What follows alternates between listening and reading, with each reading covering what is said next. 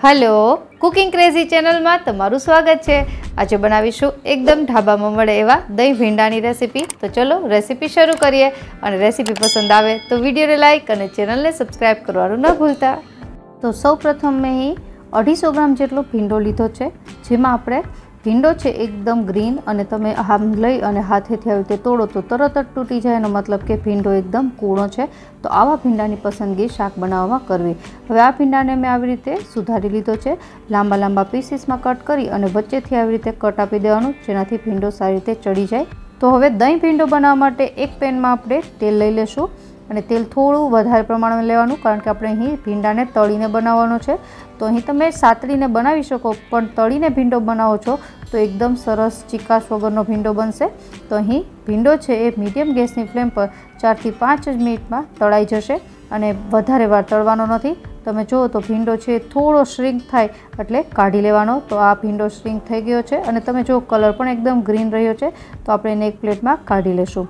હવે આપણે જે તેલ બચ્યું છે એ તેલમાંથી 2 ટેબલસ્પૂન જેટલું તેલ રાખીને બીજું બધું તેલ કાઢી લેવાનું છે। હવે વઘાર કરી લેશું। તો અહીં તેલ ગરમ જ છે ત્યારે 1/4 ટીસ્પૂન જેટલું જીરું નાખવાનું છે, 1/4 ટીસ્પૂન જેટલી હિંગ અને 1/4 ટીસ્પૂન જેટલી હળદર નાખીશું। ત્યારબાદ જો તમે લસણ ખાતા હોય તો અહીં હાફ ટેબલસ્પૂન જેટલી લસણની સૂકી ચટણી નાખવી, જો ન ખાતા હોય તો અવોઇડ કરવી।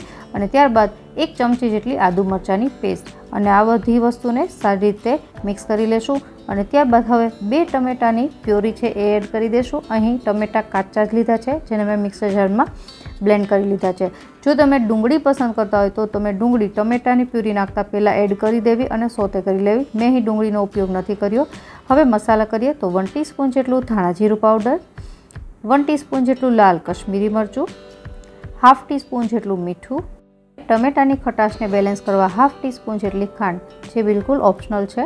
અને બધી વસ્તુને સારી રીતે મિક્સ કરી અને ટમેટાની પ્યુરીને સારી રીતે પકાવી લેવાની છે। તેલ છૂટું પડે ત્યાં સુધી આપણે આ ટમેટાની પ્યુરી પકાવી લેશું।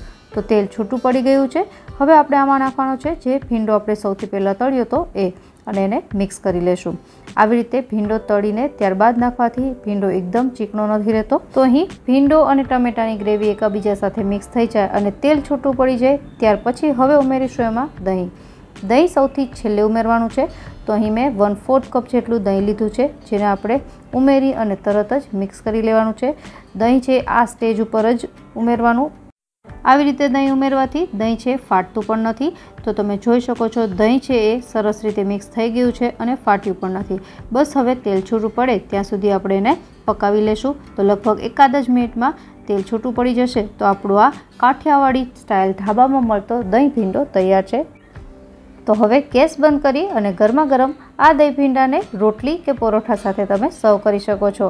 આશા રાખું કે સ્ટેપ બાય સ્ટેપ કરેલી આ કાઠિયાવાડી સ્ટાઇલ દહીં ભીંડાની રેસીપી તમને જરૂરથી પસંદ આવી હશે। મળીએ નવી રેસીપી સાથે, ત્યાં સુધી બાય બાય।